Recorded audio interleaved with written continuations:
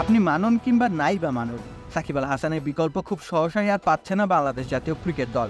কিন্তু তাই বলে তো আর নিশ্চিন্ত মনে বসে থাকা যায় না।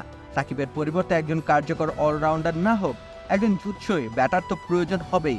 কে আসবেন সেই জায়গায়? এমন একটা প্রশ্ন করা হলে হয়তো অনেকেই তাহিদ হৃদয়ের কথা বলবেন, তবে বর্তমান বাংলাদেশ দলে তাহিদ হৃদয়ের দায়িত্বটা ভিন্ন। দল তার কাছ থেকে আগ্রাসী ইনিংস চায়, দল চায় তিনি ইনিংসের একেবারে শেষ অবধি খেলে আসুক। সে আস্থার প্রতিদান প্রায়শই দিচ্ছেন হৃদয়, তাই তো 5 নম্বরে তিনিই আদর্শ। তবে 4 নম্বরে কে খেলবেন সেদিক থেকে সহজ সমাধান হতে পারেন আফিফ হোসেন ধ্রুব।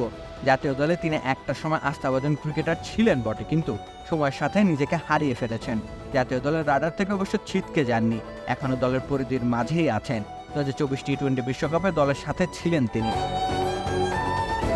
তাই তো তিনি হতে পারেন চটজলদি সমাধান। যদিও তার ব্যাটিং ফর্ম বেশ প্রশ্নবিদ্ধ, তবে বাস্তবতা হচ্ছে তিনি কখনোই লোয়ার অর্ডার ব্যাটার নন। তিনি বেশ হিসেব কষে ব্যাটিংটা করতে জানেন। রানিং বিটুইন দ্য উইকেটও তার বেজায় ভালো।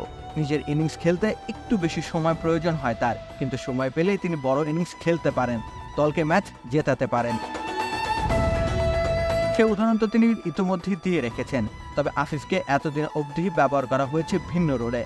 তাকে একজন ফিনিশার বানানোর আপ্রাণ চেষ্টাই করে গেছে বাংলাদেশের টিম ম্যানেজমেন্ট। সেই প্রচেষ্টায় নিজেকে মানিয়ে নিতে গিয়ে ক্যারিয়ার প্রায় ফিনিশিং লাইনে পৌঁছে গেছে আফিফের।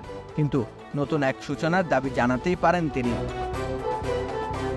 যদিও সাকিবের পরিবর্তে আরেকজন ব্যাটারকে নেওয়া যেতে পারে বিবেচনায়, তিনি মাহিদুল ইসলাম অঙ্কন। দীর্ঘদিন ধরে ঘরোয়া ক্রিকেটের নিয়মিত মুখ, লিস্টে ক্রিকেটে যথেষ্ট প্রশংসা কুড়িয়েছেন। সর্বশেষ ঢাকা প্রিমিয়ার ডিভিশন ক্রিকেট লিগে তিনি ছিলেন সর্বোচ্চ রান সংগ্রাহক। 1 সেঞ্চুরি ও 7 হাফ সেঞ্চুরির কল্যাণে 647 রান করেছিলেন তিনি। তাছাড়া লিস্টে ক্যারিয়ার জুড়ে পরিসংখ্যান নেহাত মন্দ নয় তার।